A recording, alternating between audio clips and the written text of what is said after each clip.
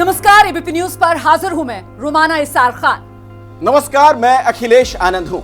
नमस्कार, मैं हूं आपके साथ शीरीन। चांद पर 4 चांद लगाएगा हिंदुस्तान, क्योंकि 4 साल बाद स्वर्णिम इतिहास लिखने की तैयारी है।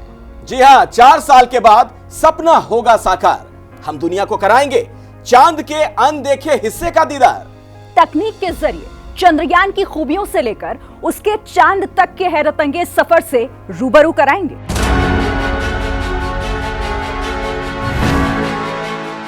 हम इस वक्त श्रीहरिकोटा की उसी इसरो लॉन्च पैड पर वर्चुअली मौजूद हैं, जहां से अब से कुछ घंटे के बाद भारत की उम्मीदें उड़ान भरने वाली हैं। मेरे पीछे वही विशाल बाहुबली सीना ताने खड़ा है, जो 140 करोड़ हिंदुस्तानियों की जिद को जुटाकर विजय गाथा लिखने अंतरिक्ष में जाने वाला है।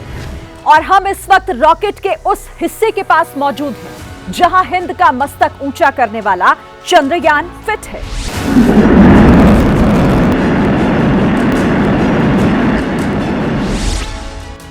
लेकिन ये लक्ष्य पूरा होगा इस विशाल रॉकेट के सफल अंतरिक्ष यात्रा के साथ। बाहुबली LVM-3 रॉकेट चंद्रयान को अंतरिक्ष तक कैसे पहुंचाएगा, इसे हम दिखाते हैं इस खास प्लेटफॉर्म जिस पर मैं मौजूद हूं। यहां से आप रॉकेट के हर हिस्से को बेहद करीब से देख पाएंगे। इस रॉकेट के पेलोड, फेरिंग सहित 4 हिस्से हैं। पहले हिस्से में ये 2 ठोस जो आपको नजर आ रहे हैं रॉकेट बूस्टर्स S-200, इसमें 205 टन ठोस रॉकेट ईंधन भरा है। इसके ईंधन ने इग्निशन के बाद इसकी गति को कंट्रोल नहीं किया जा सकेगा। जैसे दिवाली का पटाखा होता है ना, मतलब एक बार आग लगा दी तो फिर उड़ेगा ही, बहुत कुछ वैसा ही। दुनिया के सबसे बड़े ऑपरेशनल सॉलिड प्रोपेलेंट बूस्टर्स में से ये एक है। इन दोनों के बीच जो आपको सफेद रॉकेट का हिस्सा नजर आ रहा है वो L110 लिक्विड स्टेज इंजन है।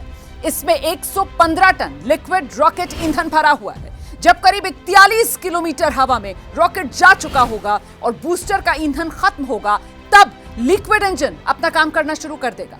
रॉकेट के उड़ान भरने के 200 सेकेंड बाद इसमें इग्निशन होगा और सबसे जटिल हिस्सा high thrust cryogenic upper stage, तकनीकी भाषा में C-25 नाम इसको दिया गया है। अभी तक सिर्फ 6 देश ही इस क्रायोजेनिक इंजन को बना पाए हैं और हिंदुस्तान भी उन्हीं में से एक है।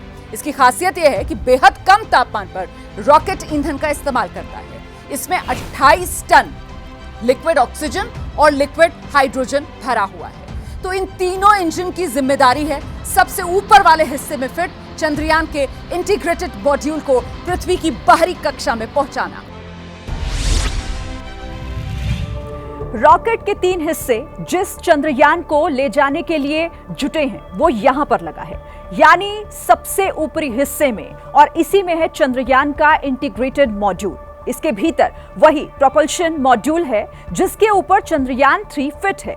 चंद्रयान यानी लैंडर और उसके भीतर रखा हुआ रोवर, जिसकी मंजिल है चंद्रमा के दक्षिणी ध्रुव पर लैंडर को सकुशल चांद पर उतारना।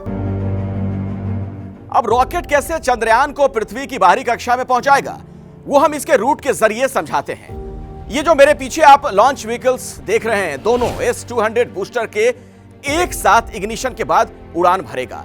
उस वक्त रॉकेट की रफ्तार होगी 1627 किलोमीटर प्रति घंटे। इसके बाद L110 liquid stage engine start होगा। लॉन्च के 108 सेकेंड बीत जाने के बाद रॉकेट तब तक आसमान में 45 किलोमीटर ऊपर पहुंच चुका होगा। रफ्तार बढ़कर हो जाएगी 6437 किलोमीटर प्रति घंटे।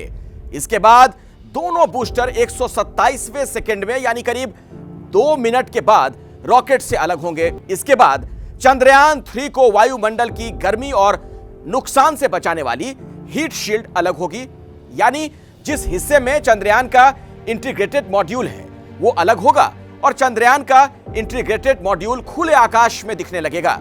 और फिर लॉन्च व्हीकल से यह लिक्विड इंजन भी अलग हो जाएगा। अब इस क्रायोजेनिक इंजन के काम करने की बारी आएगी।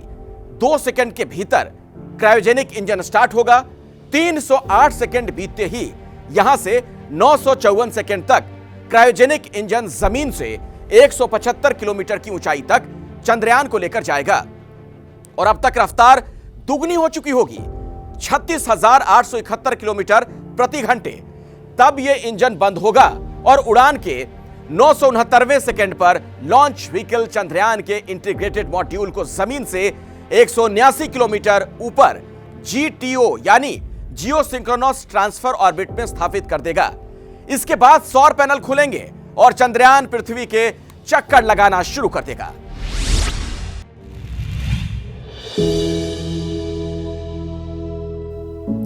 यहीं से अगले 1 महीने तक चंद्रयान पृथ्वी के चक्कर काटने के बाद और धीरे धीरे चरणों में अपनी कक्षा बढ़ाने के बाद चांद की कक्षा में प्रवेश करेगा। चंद्रमा की कक्षा में प्रवेश के बाद 100 किलोमीटर की कक्षा में आने के बाद लैंडर को प्रोपल्शन मॉड्यूल से अलग किया जाएगा। फिर लैंडर अपनी स्पीड कम कर सकेगा, जिसके बाद आदर्श परिस्थिति में लैंडर की चांद पर सॉफ्ट लैंडिंग होगी। लैंडर के चंद्रमा की सतह पर उतरने के बाद रोवर लैंडर से नीचे आएगा और चंद्रमा की सतह पर चलेगा।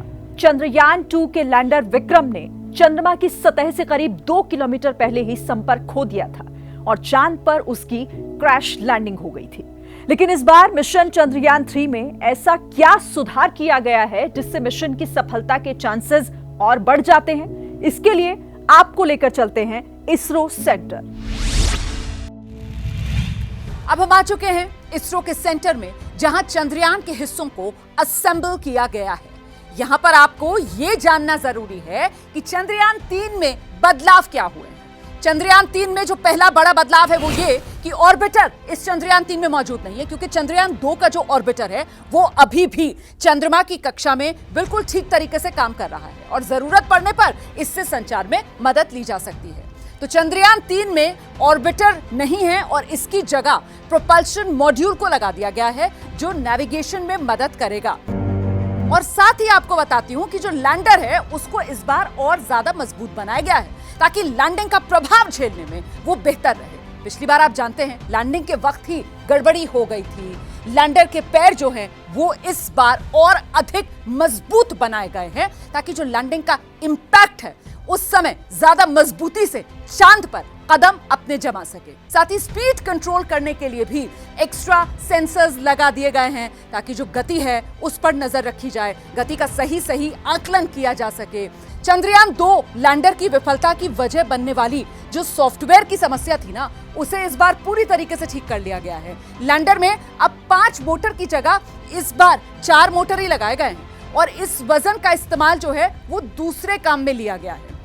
मतलब लैंडर में इस बार चंद्रयान 2 के मुकाबले फ्यूल ज्यादा है, जिससे लंबे समय तक बेहतर नेविगेशन मिल सकेगी और गलती की गुंजाइश ना रहे। इसके लिए सैकड़ों बार इस पूरे सिस्टम की टेस्टिंग भी की जा चुकी है।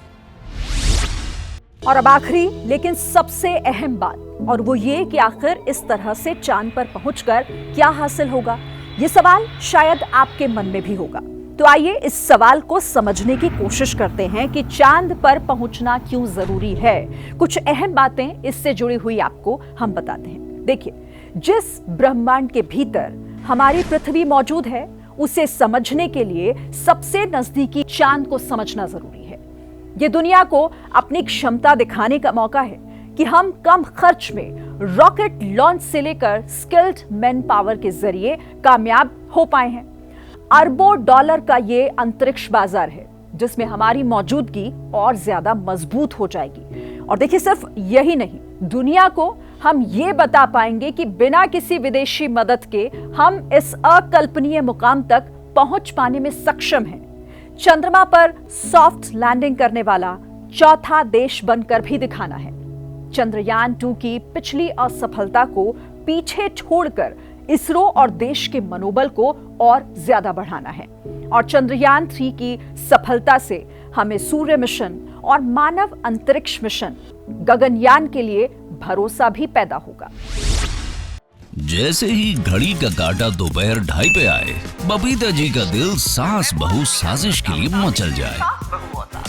और ये है इनकी बहू, पूरे दिन ऑफिस की टेंशन हो जाए गॉन जब ये करें अपना फेवरेट शो फ्री टाइम पे ऑन। इनकी तरह आप भी देखें अपना फेवरेट शो अपने टाइम पर और डाउनलोड कीजिए ABP लाइव ऐप अपने स्मार्ट टीवी पर।